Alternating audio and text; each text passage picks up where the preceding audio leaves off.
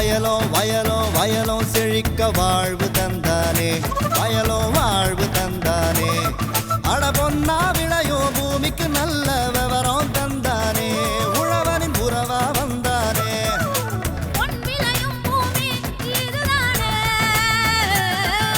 வயலோ வயலோ வயலோ செழிக்க வாழ்வு தந்தானே, வயலோ வாழ்வு தந்தானே. அட பொன்னா விளையோ பூமிக்கு நல்ல விவரம் தந்தானே, உழவனின் உறவா வந்தானே. தந்தன தந்தன தர தந்தானே, மண்வள பொங்கிட துணை வந்தானே. தந்தன தந்தன தர தந்தானே, மண்வள பொங்கிட துணை வந்தானே. வணக்கம் வேளாண் பெருமக்களே, இன்றைய பொன் விளையும் பூமி நிகழ்ச்சியில் முதலில் வருவது வேளாண் செய்திகள், வேளாண் சந்தை நிலவரம், வேளாண் வானிலை. தொடரும் வேளாண் தொழில்நுட்ப பகுதியில் தோட்டக்கலை பயிர்களின் உற்பத்தியினை இருமடங்காக பெருக்க அரசு மேற்கொள்ளும் நவீன சாகுபடி தொழில்நுட்பங்கள் குறித்து சேலம் மாவட்டம் தோட்டக்கலை துறை துணை இயக்குனர் அலுவலக தோட்டக்கலை அலுவலர் கே கணேசன் அவர்கள் தரும் விளக்கத்தினை காணலாம். இனி வருவது வேளாண் செய்திகள்.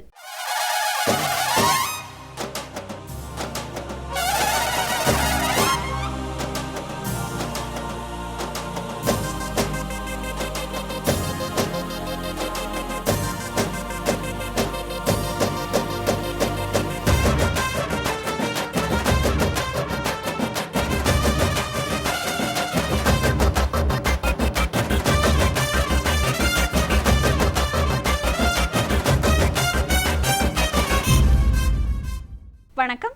வேளாண் செய்திகள். முதலில் வருவது மாத்தி யோசிச்சேங்க.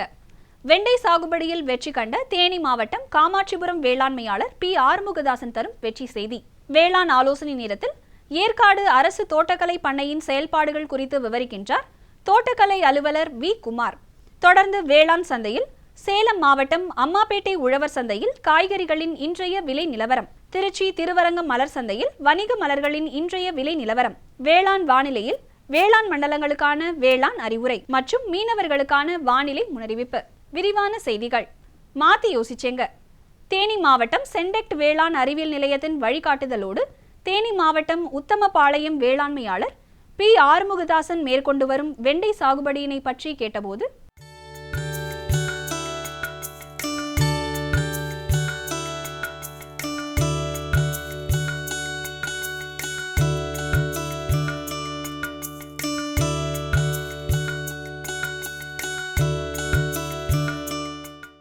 வாழை திராட்சை எல்லாம் சாகுபடி பண்ணிட்டு இருந்தோம். அது கொஞ்சம் விலைவாசி இல்லாதனால கொஞ்சம் மாற்று பயிராக இது வெண்டை, பீட்ரூட்டு, சோளம், அவரை, செடி அவரை எல்லாம் போட்டு செஞ்சிகிட்ருக்கோம். இது வந்து வெண்டை வந்து சொட்டு நீர் 3 அடிக்கு ஒரு லைன் போட்டு சொட்டு நீர் போட்டு செஞ்சிகிட்ருக்கோம். வேளாண் அறிவியல் மையத்துலேருந்து எங்களுக்கு வந்து பயிற்சி கொடுத்தாங்க. ரசாயன உரம் சேர்க்காமல் கோழி எருவு, இந்த மாட்டு எருவு, அப்புறம் அது சொட்டு நீர் டியூப் லைன் நேரம் போட்டு அது என்ன பண்ணிகிட்ருக்கோம். மருந்து வாரத்துக்கு ஒரு முறை மருந்து அடிச்சிடுவோம், பூச்சி தாக்காமல் இருக்கிறதுக்கு. கியூரோகிரான், ப்ரைடு, அந்த மருந்தெல்லாம் மாற்றி மாற்றி அடிச்சிடுவோம். இயற்கை முறையில் பண்ணுறதுனால ஓரளவுக்கு மகசூல் நல்லா இருக்குது. இயற்கை முறையிலான விவசாயம் பண்ணுறதுனால மருந்து செலவுலாம் கம்மியாக இருக்குது. வேளாண் அறிவியல் மையத்திலிருந்து தொழில்நுட்பங்களை நம்ம சொல்லிக் கொடுக்குறதுனால அதன்படி செய்கிறோம். அதனால் ஓரளவுக்கு விவசாயம் நல்லா இருக்குது. இயற்கை முறையில் அந்த சொட்டு நீர் லைன் நேரம் எருவு போட்டு, கோழி எருவு, மாட்டு எருவு போட்டு அதில் நட்டுருக்கோம். அதனால செலவு கம்மியாக இருக்குது, ஓரளவு நல்லா இருக்குது வருமானம். மேலும் விவரம் பெற பி ஆறுமுகதாசன் அவர்களை 080 56 40 92 63 என்ற கைபேசி எண்ணில் தொடர்பு கொள்ளலாம். இனி வருவது வேளாண் ஆலோசனை நேரம்.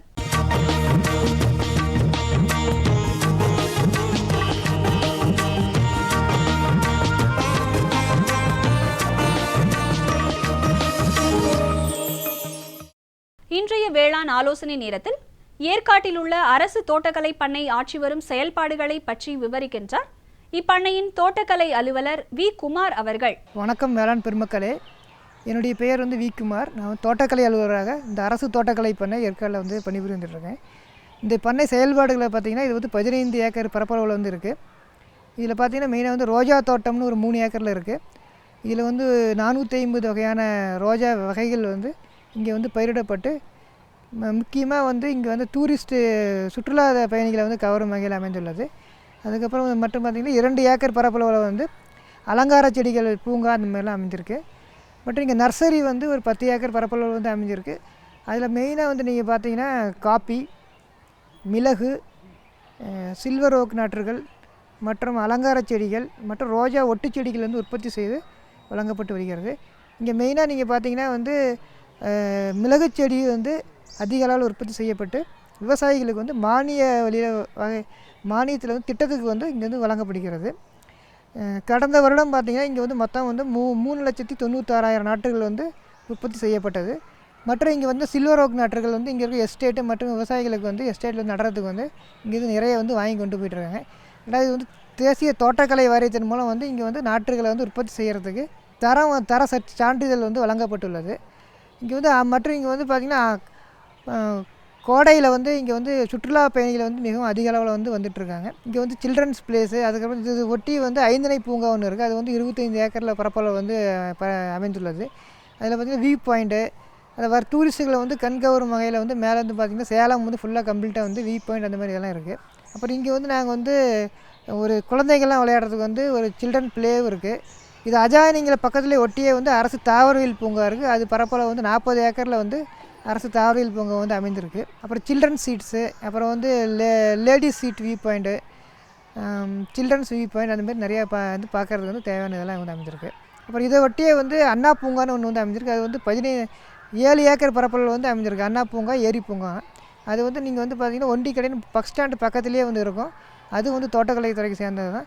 இங்கே வந்து சம்மரில் வந்து கோடை விழான்னு வந்து நடத்துகிறாங்க. அதில் பார்த்திங்கன்னா ஒரு 1.5 to 2 லட்சம் சுற்றுலா பயணிகள் வந்து இந்த கோடை விழாவில் வந்து கலந்துக்கிறாங்க.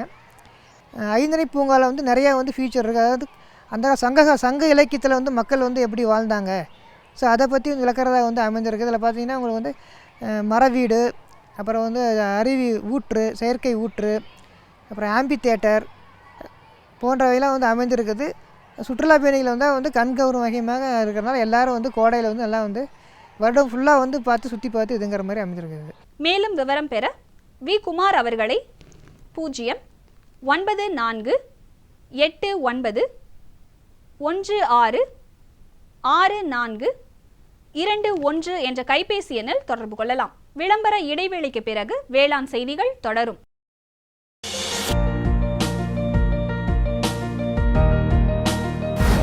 வேம்பு கலந்த யூரியா. சிறந்த உற்பத்திக்காக வேம்பு கலந்த யூரியா நம் நாட்டிலேயே 70 லட்சம் டன்னாக அதிகரிக்க 6 ஆலைகள் சீரமைக்கப்படுகின்றன. FCIL-இன் கோரக்பூர், சித்ரி, தல்ச்சர் மற்றும் ராமகுண்டம் ஆலைகள், HFCL-இன் பரௌனி மற்றும் BVFCL-இன் நாமருல் போர்ட் ஆகியன. பழம் நழுவி பாலில் விழுந்தது போல இப்பொழுது நம் நாட்டிலேயே வேம்பு கலந்த யூரியா உற்பத்தி செய்யப்படும். இதனால் விவசாயிகளுக்கு நன்மையே விளையும். 10% வரை தானிய உற்பத்தி அதிகரிக்கும். மண்ணில் 10 to 15% நைட்ரஜன் திறன் அதிகரிக்கும். சிறந்த உற்பத்திக்கு வேம்பு கலந்த யூரியா.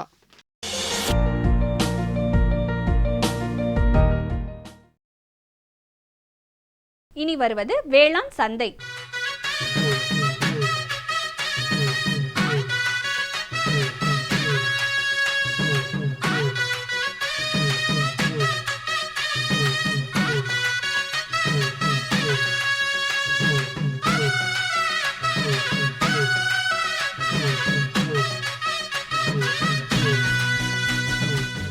வேளாண் சந்தையில் சேலம் மாவட்டம் அம்மாப்பேட்டை உழவர் சந்தையில் காய்கறிகளின் இன்றைய விலை நிலவரம்.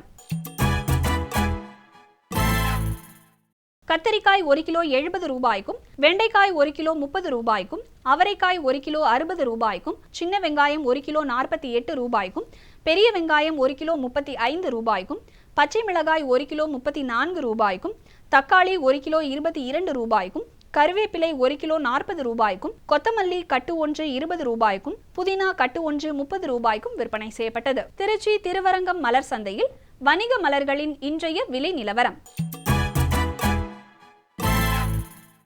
கத்தரி ரோஸ் 20 பூக்களை கொண்ட ஒரு பாக்கெட்டின் விலை 160 ரூபாய்க்கும், மல்லிகை 1 கிலோ 280 ரூபாய்க்கும், முல்லை 1 கிலோ 320 ரூபாய்க்கும், கனகாம்பரம் 1 கிலோ 600 ரூபாய்க்கும், செண்டுமல்லி 1 கிலோ 60 ரூபாய்க்கும், வாடாமல்லி 1 கிலோ 40 ரூபாய்க்கும், பட்டன் ரோஸ் 1 கிலோ 120 ரூபாய்க்கும், துளசி 1 கிலோ 20 ரூபாய்க்கும், சம்பங்கி 1 கிலோ 40 ரூபாய்க்கும், அரளி 1 கிலோ 250 ரூபாய்க்கும், காக்கடா 1 கிலோ 400 ரூபாய்க்கும், கோழிக்கொண்டைப்பூ 1 கிலோ 70 ரூபாய்க்கும், விரிச்சிப்பூ 1 கிலோ 120 ரூபாய்க்கும் விற்பனை செய்யப்பட்டது. இனி வருவது வேளாண் வானிலை.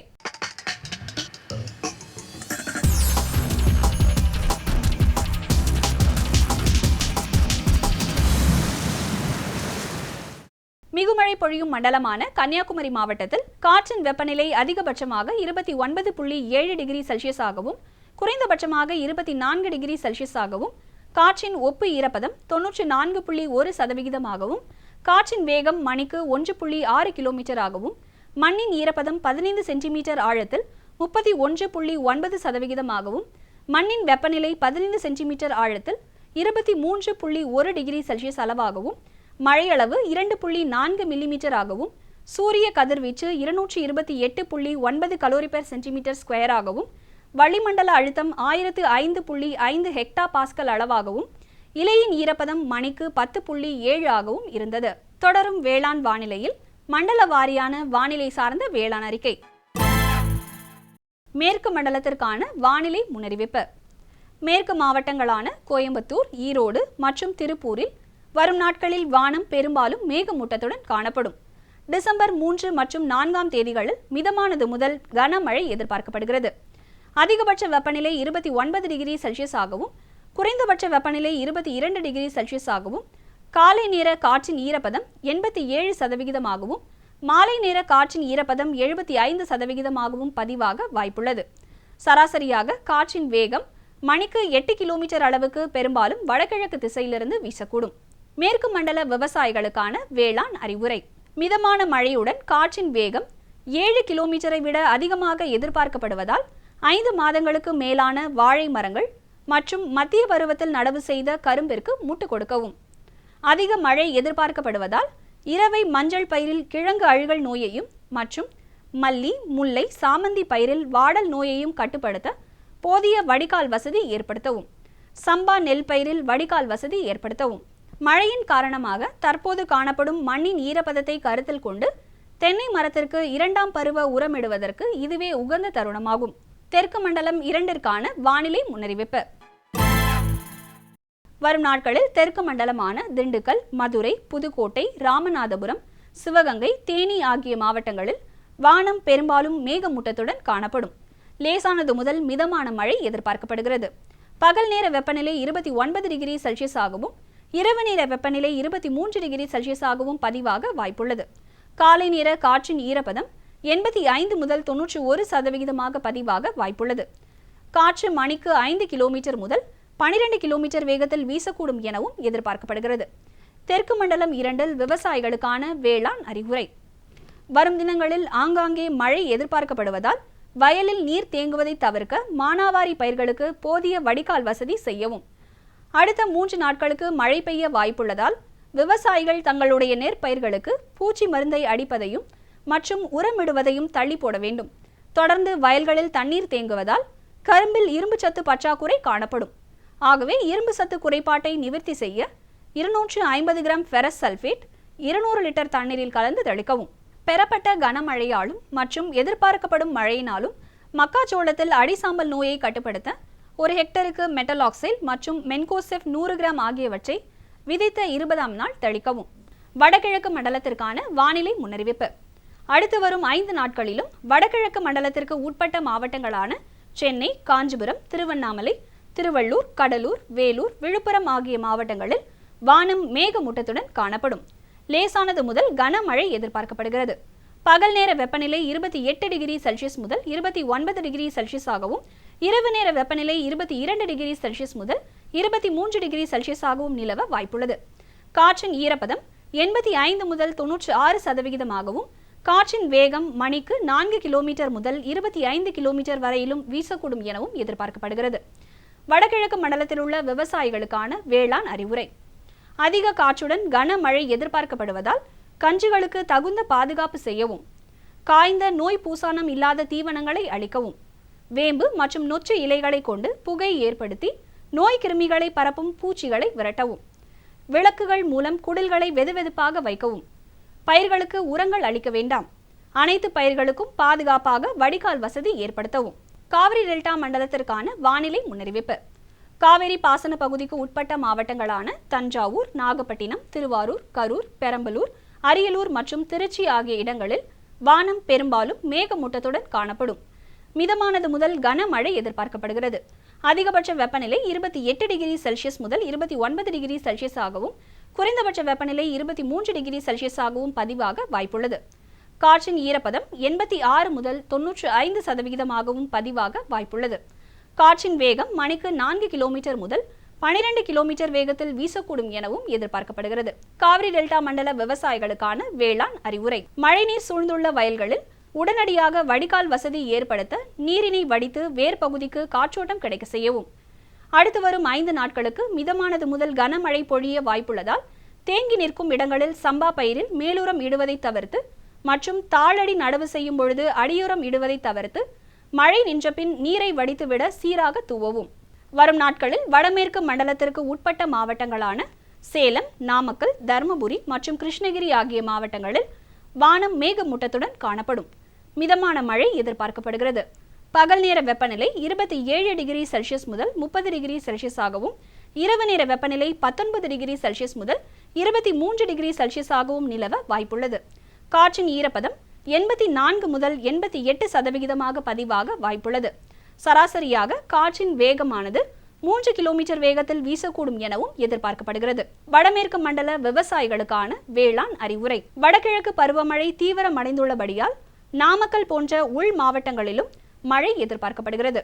நல்ல மூட்டமும் மழையுடன் கூடிய வானிலையும் நிலவும் என்பதால் வெப்ப அளவுகள் 29 டிகிரி செல்சியஸ் மற்றும் 22 டிகிரி செல்சியஸ் என்ற அளவில் காணப்படும். அதனால் கோழிகளின் உடல் வெப்பத்தை குறிப்பிட்ட அளவில் பேண அதிக தீவனம் எடுக்க விழையும். மழை காலங்களில் வெள்ளாட்டு குட்டிகள் அதிகம் இறப்பிற்கு உள்ளாகும். ஆகையால் சிறு குட்டிகளுக்கு குடற்புழு நீக்க மருந்து அருகில் உள்ள கால்நடை மருத்துவரின் ஆலோசனைப்படி கொடுக்க வேண்டும். மேலும் ஆட்டுக்குட்டிகள் மழையில் நனையா வண்ணம் பாதுகாப்பு ஏற்பாடுகள் செய்ய வேண்டும். மீனவர்களுக்கான வானிலை முன்னறிவிப்பு. பலமான காற்று கிழக்கு திசையிலிருந்து மணிக்கு 45 முதல் 55 கிலோமீட்டர் வேகத்தில் வட தமிழகம் மற்றும் புதுச்சேரியின் கடலோர பகுதிகளில் வீசக்கூடும்.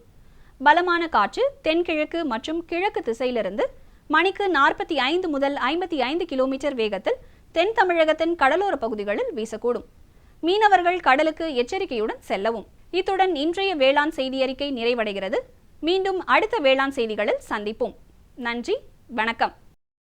பிரதம மந்திரி வேளாண் நீர்ப்பாசன திட்டம் விவசாயிகளின் நன்மையை நோக்கிய முன்னேற்றம். பிரதம மந்திரி வேளாண் நீர்ப்பாசன திட்டம். ஒவ்வொரு வயலுக்கும் நீர், ஒவ்வொரு துளியிலும் அதிக விளைச்சல். சரியான நீர்ப்பாசன முறைகள் மற்றும் நீர் பாதுகாப்பின் புதிய தொழில்நுட்பங்களுடன் பூமியின் நீரளவு அதிகரிக்கும். வட்டார அளவில் நீர்ப்பாசன திட்டங்கள் நடக்கும். நீர்ப்பாசனமற்ற இடங்களிலும் நீர் பாய்ச்சுவதால் உற்பத்தி அதிகரிக்கும். இந்திய அரசின் மாபெரும் திட்டம் பிரதம மந்திரி வேளாண் நீர்ப்பாசன திட்டம்.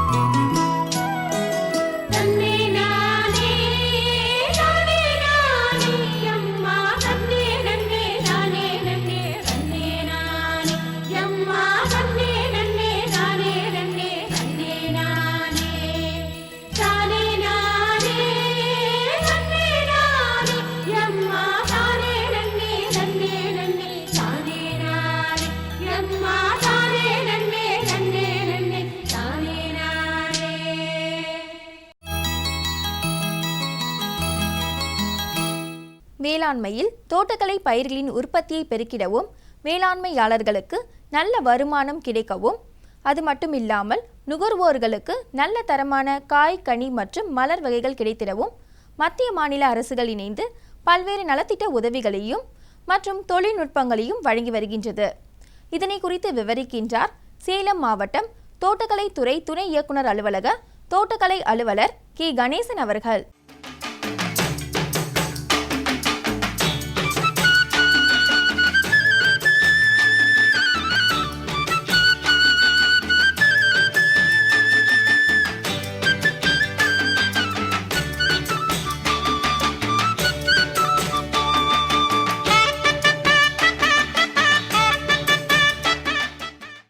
பயிர் சாகுபடி அப்படின்னால அது திறந்த வெளியில் இயற்கையான சூழ்நிலையில் சாகுபடி பண்ணுறது ஒரு முறை. அடுத்து இன்னொரு முறை என்ன அப்படின்னா, பாதுகாக்கப்பட்ட சூழலில் பயிர் சாகுபடி பண்ணுறது. குறிப்பாக தோட்டக்கலை பயிர்களான மலர்கள், காய்கறிகள், இப்படி சில தோட்டக்கலை பயிர்களை பாதுகாக்கப்பட்ட சூழலில் நம்ம சாகுபடி பண்ணுறதுனால நாம் பெருமளவு மகசூலை பெருக்க முடியும். இதற்கு நமது தமிழக அரசும் மத்திய அரசும் இணைந்து பல்வேறு மானிய திட்டங்களை பயனாளிகளுக்கு வழங்கி வருகிறது. பாதுகாக்கப்பட்ட சூழல் அப்படின்னா என்ன?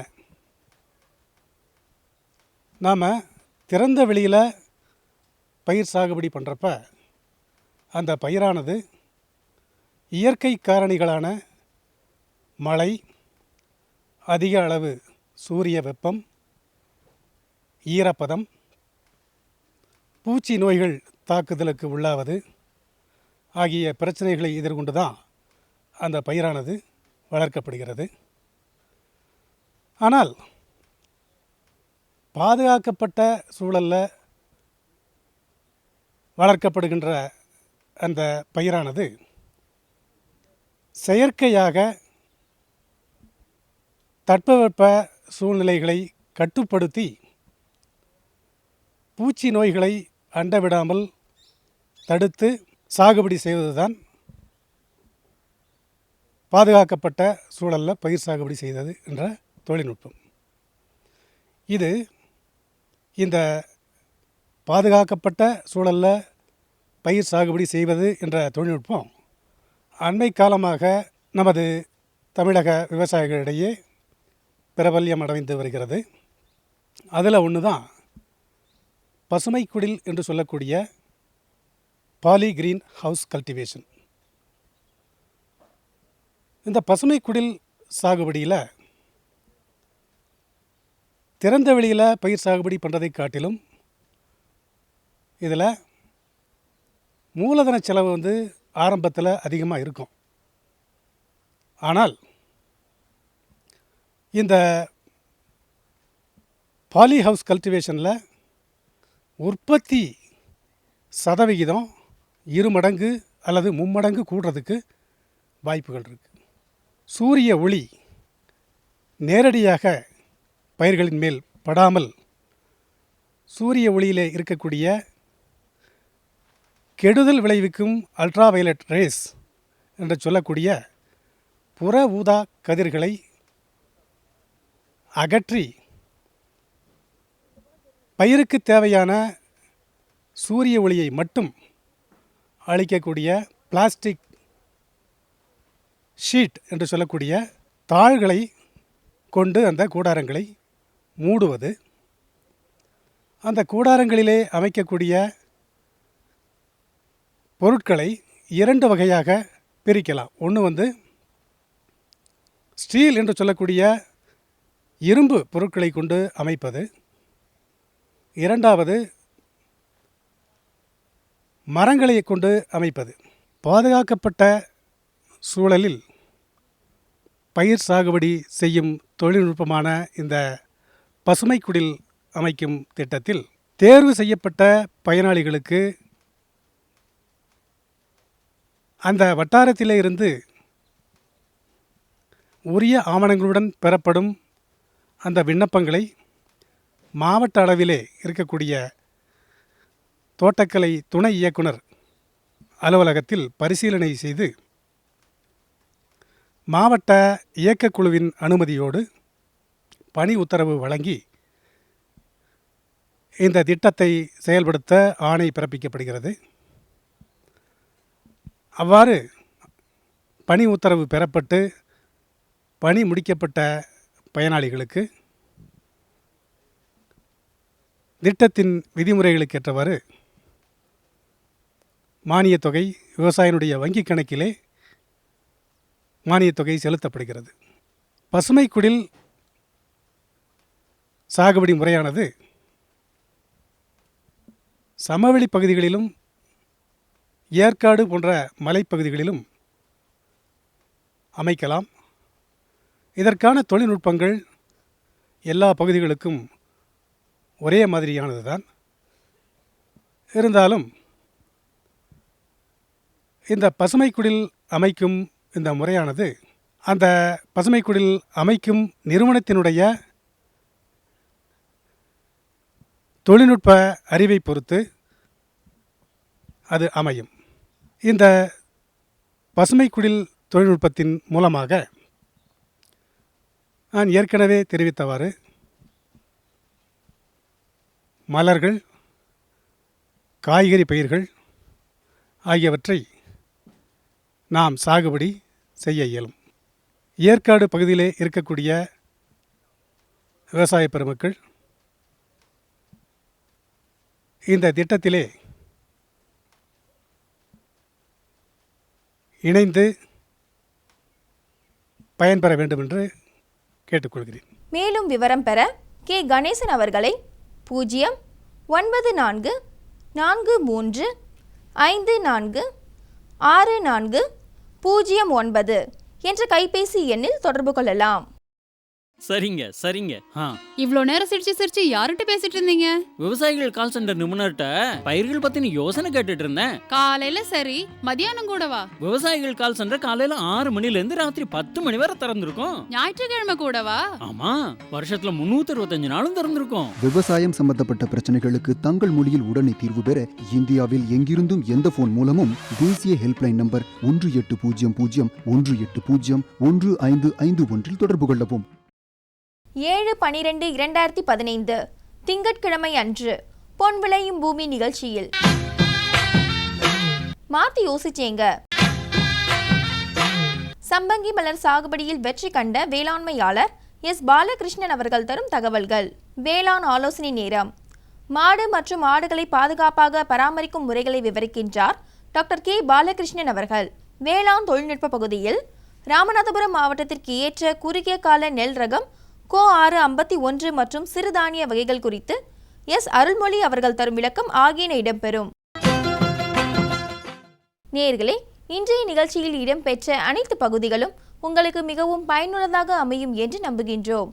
பொன் விளையும் பூமி நிகழ்ச்சியினை நீங்கள் இணையதளத்தின் வழியாகவும் பார்க்கலாம்.